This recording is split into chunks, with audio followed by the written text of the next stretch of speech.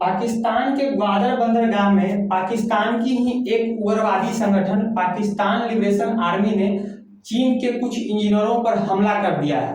और पाकिस्तान में चीन के नागरिकों पर यह हमला पहली बार नहीं हुआ है, इससे पहले भी पाकिस्तान में कई बार चीन के नागरिकों पर हमला हुआ है। तो जय हिंद दोस्तों, आज हम लोग समझते हैं कि आखिरकार बार बार पाकिस्तान में चीन के नागरिकों पर हमला क्यों होता है।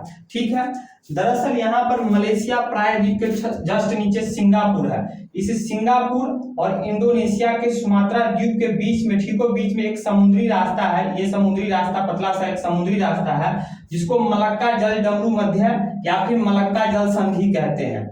इसी मलक्का जल संधि के माध्यम से पूरब के जितने भी देश हैं, चाहे आपको नॉर्थ कोरिया हो गया, जापान हो गया, चाहे ताइवान हो गया, चाहे चीन हो गया, यानी पूरब के जितने भी देश हैं वो अपना जितना भी व्यापार होता है इसी मलक्का जल संधि से करते हैं। यानी कोई भी जहाज इधर से आती है तो उनको मलक्का जल संधि से होकर ही गुजरना पड़ता है, क्योंकि मात्र एक सबसे सस्ता और सबसे अच्छा रास्ता जो है समुद्री रास्ता है, ये मलक्का जल संधि है।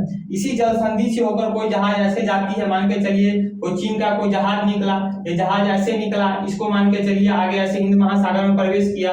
अब इस चीन को जो है कुछ सामान यहाँ के मान के चलिए मध्य एशिया से खरीदना है तो यहाँ पर ले लिया, फिर आगे मान के चलिए अफ्रीका कॉन्टिनेंट में किसी देश के पास जाना तो यहाँ पर आ गए, फिर आगे मान के चलिए साउथ अमेरिका में जाना है तो यहाँ पर आ गए। यानी कहने का मतलब ये हो गया, पूरब के जितने भी देश हैं या फिर पश्चिम के जितने भी देश हैं, अगर उनको पूरब के साथ व्यापार करना है तो उनके लिए मात्र और मात्र अभी एक ही रास्ता है, ये मलक्का जल संधि है। तो चीन भी अपना जितना सारा व्यापार है, ये बीच में अपना चीन हो गया, तो चीन भी अपना जितना सारा व्यापार करता है वो सभी का सभी व्यापार इस मलक्का जल संधि से ही करता है। यानी चीन की जितनी जहाज निकलती है अपने व्यापार के लिए या कोई अन्य देश की जहाज अगर चीन के पास आती है तो वहां चीन के पास पहुंचने के लिए एक ही रास्ता ये मलक्का जल संधि है। तो एकमात्र एक रास्ता कौन सा, ये मलक्का जल संधि है।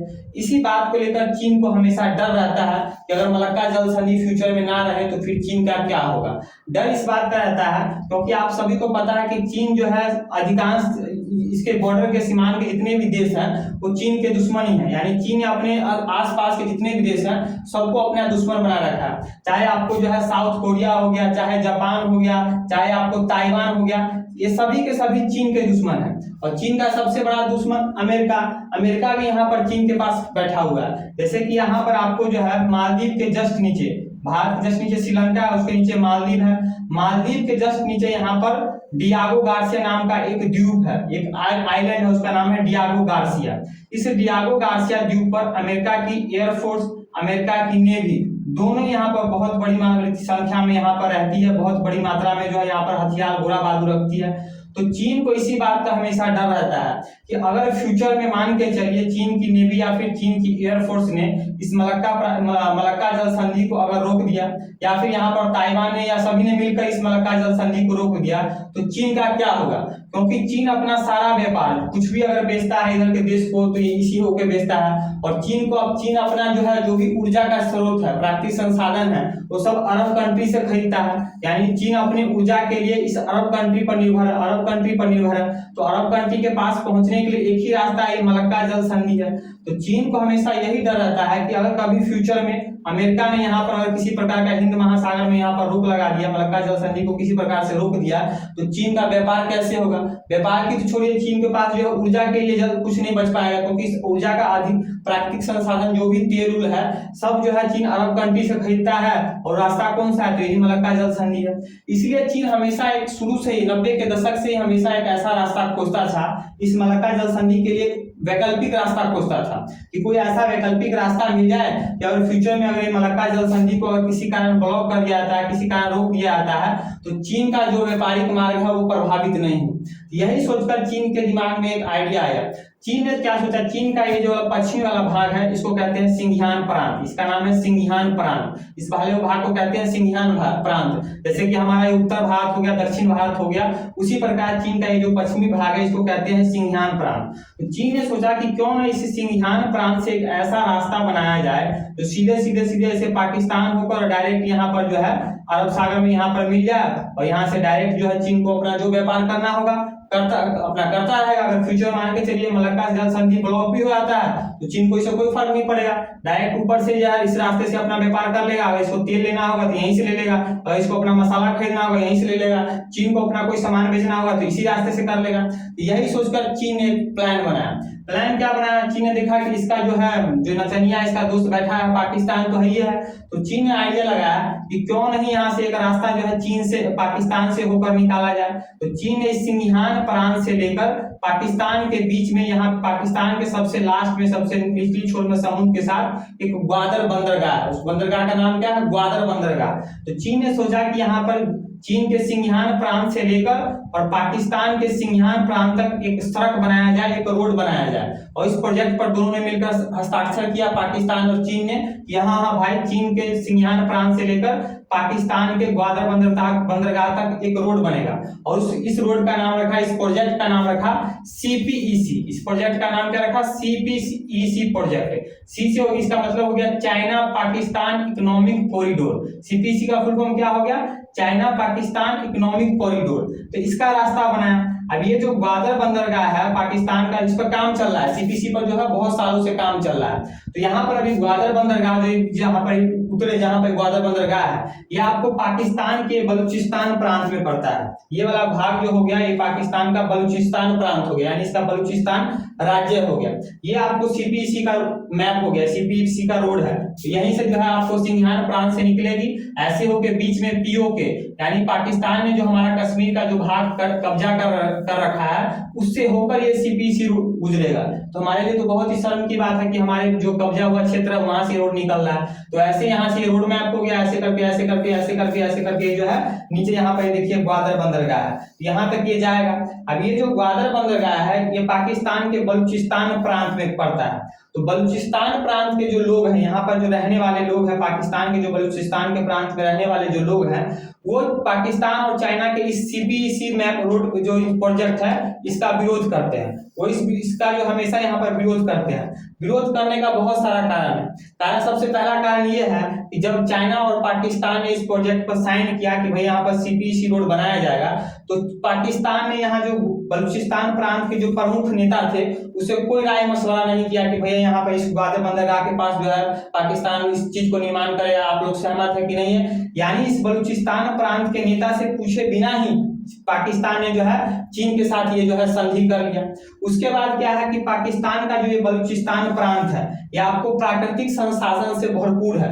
यानी यहाँ पर जो है आपको पाकिस्तान जो यहाँ से बहुत बड़ी मात्रा में सोना हो गया, तांबा हो गया या फिर प्राकृतिक गैस है, ये सब चीज को यहाँ पर निकालता है। और बदले में यहाँ पर पाकिस्तान ने यहाँ पर कुछ नहीं किया विकास के नाम पर। इस बलूचिस्तान प्रांत में कुछ नहीं है। यहाँ के लोग भूखमरी से तरसते हैं, खाने के लिए जो है खाना नहीं है, पहनने के लिए कपड़ा नहीं है। इस कारण यहाँ के लोग जो है इस चीज को विरोध करते हैं कि भैया जब और पाकिस्तान की GDP का बहुत बड़ा हिस्सा इस पाकिस्तान के बलूचिस्तान प्रांत से आते हैं, लेकिन बलूचिस्तान प्रांत में विकास के नाम पर कुछ है ही नहीं। पाकिस्तान इस बलूचिस्तान प्रांत के जो मुसलमान है उन मुसलमानों को भी उस रियल मुसलमान मानता ही नहीं है। तो यहाँ पर विकास के नाम पर कुछ नहीं है। इसी कारण जो है इस बलूचिस्तान के लोग कहते हैं कि जब भैया आप हमारे संसाधनों का उपयोग कर रहे हो, जो ग्वादर बंदरगाह में जो आप कोर्ट बना रहे हो वो हमारे प्रांत में पड़ता है, हमारे यहाँ आप विकास कुछ कर ही नहीं रहे हो। इसलिए यहाँ के लोग हमेशा बार बार जो है इस प्रोजेक्ट का विरोध करते रहते हैं। अब इसी बीच में इस पाकिस्तान में एक जो है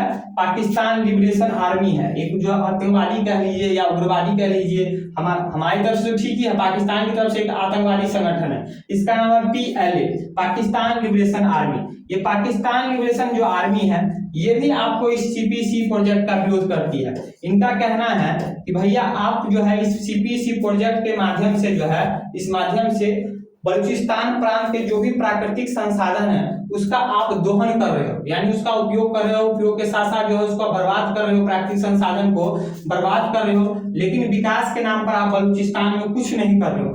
इस कारण ये जो आपको PLA है, पाकिस्तान लिबरेशन आर्मी है, ये बार बार यहाँ पर जो बलूचिस्तान प्रांत में इस ग्वादर बंदरगाह पर जो इस ग्वादर बंदरगाह को चीन के इंजीनियर विकसित कर रहे हैं, यानी चीन जो विकसित कर रहा है, तो पाकिस्तान लिबरेशन आर्मी बार बार यहाँ पर चीन के इंजीनियरों, चीन के नागरिकों को हड़प के अपहरण करके बार बार गोली मार देती है। अभी हाल ही में रविवार को यानी 13 अगस्त को जो है 13 अगस्त को इस पाकिस्तान लिबरेशन आर्मी ने यहाँ पर काम कर रहे चीनी इंजीनियरों पर हमला कर दिया। लेकिन इसमें जो है किसी भी चीनी नागरिक की मौत नहीं हुई है।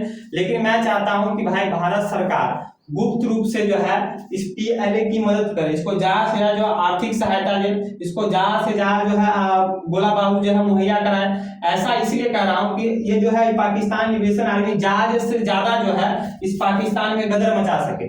गदर मैं इसलिए ऐसा कह रहा हूं क्योंकि चाइना जो है पाकिस्तान जो CPEC प्रोजेक्ट बना रहा है, ये CPEC जो रोड बना रहा है, इसका उद्देश्य सिर्फ अपने व्यापार के लिए नहीं बना रहा है, ये जो है भारत के घेरने के लिए भी दोनों मिलकर जो है CPEC रोड को बना रहे हैं। कहने का मतलब ये हो गया कि चाइना और पाकिस्तान ये सोचते हैं कि मान के चलिए अगर कभी पाकिस्तान से हमारा युद्ध हो जाता है तो आप इस CPEC रोड के मैप को देखिए, बिल्कुल भारत के सट से जाता है। सबसे पहली बात तो हमारे POK में होकर जा रहा है, यानी तो हमारा है, पाकिस्तान ने कब्जा कर रखा है। तो ये आप जो मैप देख रहे हैं CPEC रोड का जो मैप देख रहे हैं, ये भारत के सट के बिल्कुल जा रहा है। तो भारत और पाकिस्तान और चीन हमेशा ये सोचते हैं कि मान के चलिए अगर फ्यूचर में भारत और इस पाकिस्तान का युद्ध होता है तो अगर ये रोड बना रहेगा, एकदम टनाटन रहेगा, विकसित रहेगा, तो पाकिस्तान की मदद के लिए जो है चीन आराम से जो है इस रोड पर अपनी एयरफोर्स को भेज देगा।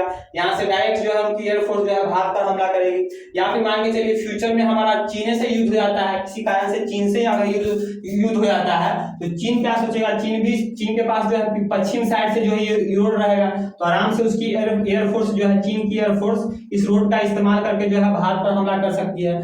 तो इस रोड का निर्माण इसलिए नहीं किया जा रहा, सिर्फ इसलिए नहीं किया जा रहा है कि इनको अपने व्यापारिक मार्ग के लिए अलग रास्ता चाहिए, बल्कि भारत को घेरने के लिए भी इस रोड का निर्माण किया जा रहा है। इसलिए हम चाहते हैं कि भारत सरकार ज्यादा से ज्यादा जो इस PLA जो हो गया, कहाँ गया भैया PLA, इस PLA को ज्यादा से ज्यादा जो आर्थिक सहायता दे, पैसा भी दे बेचारा सब जो है, ताकि ज्यादा से ज्यादा लोग जो है इसमें शामिल हो सके और ज्यादा से ज्यादा जो है इसको जो हथियार गोला बारूद जो है गुप्त रूप से जो है, मैं ना कह रहा हूँ, लेकिन भारत सरकार जो है गुप्त रूप से इसको मुहैया करे ताकि लोग ज्यादा से ज्यादा जो है पाकिस्तान में गदर मचा के रखे और ये सारा जो इसका प्रोजेक्ट है बर्बाद हो जाए, ध्वस्त हो जाए। सबसे पहली बात तो मान के चलिए इसको ध्वस्त करने का एक ही तरीका है। ध्वस्त करने का तरीका ये है कि आप लोग देख सकते हैं यहाँ चीन से ये रोड निकला, फिर डायरेक्ट जो है POK में प्रवेश कर रहा है, यानी पाकिस्तान ऑक्युपाइड कश्मीर। तो आप सभी को पता है कि चीन ने तो इस पे कब्जा कर रखा है, ये तो है हमारे कश्मीर का एरिया।